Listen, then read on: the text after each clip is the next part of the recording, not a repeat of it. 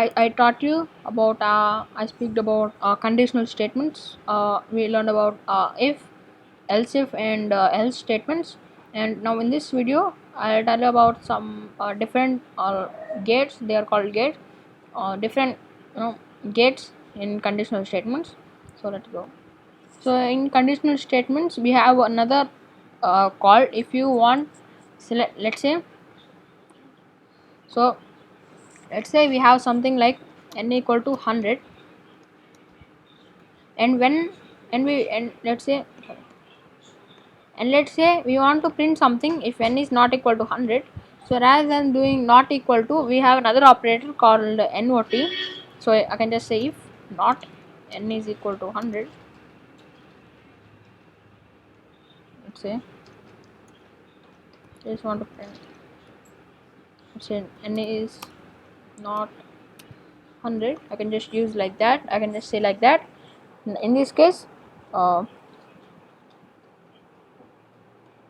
okay, so n is not 100. So in this case, if this condition will not run, as n is equal to 100, so this will be not of true, we get not true, get false, right? So this will not run in this case, and this will not run in this case, right? Because n is equal to 100, so this will not get run. So if I just say not equal to 100, this is true.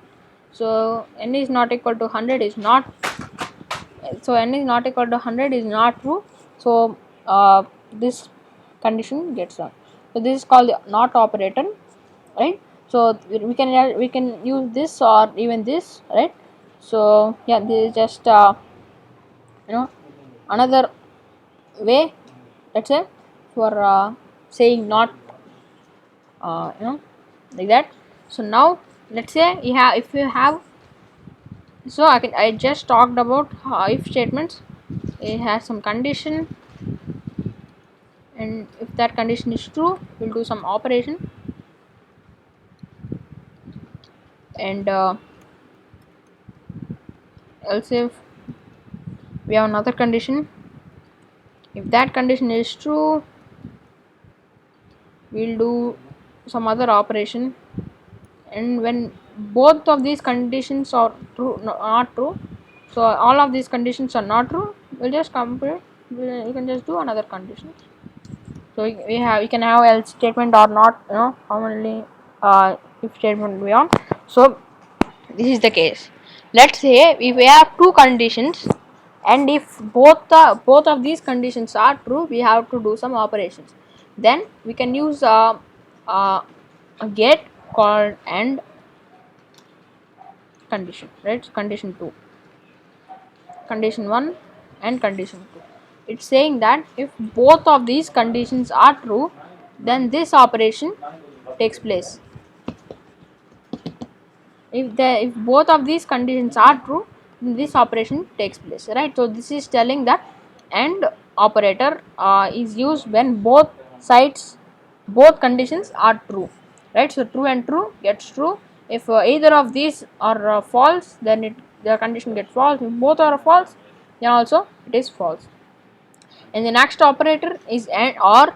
So either of this, so even if one of these is true, then the operation takes place. If both of these is true, then the operation takes place.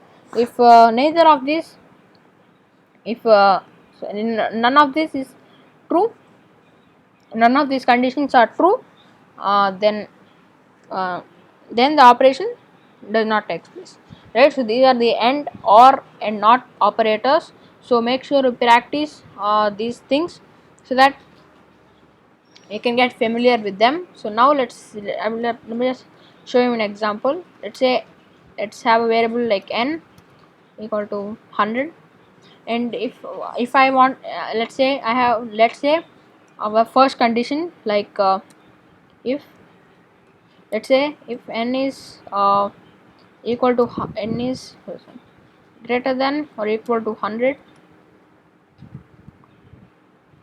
and n is less than, or let's say n is less than 1000. If both of these conditions are true, let's say we want to print like n is greater than 100 and n is less than 1000. If you just want to print like that, then this will print, because this condition gets true as true and true is true, right? So true and true is true, so this gets qualified, right? So if I just say something large number, then it doesn't take place. Or let's say we have a too small number, let's say 1, then also that doesn't take place, because this is an AND operator, this condition will be false. And let's see the OR operator. If I say OR, it will take place, because this is true, right? So this command gets printed. Let's say it is a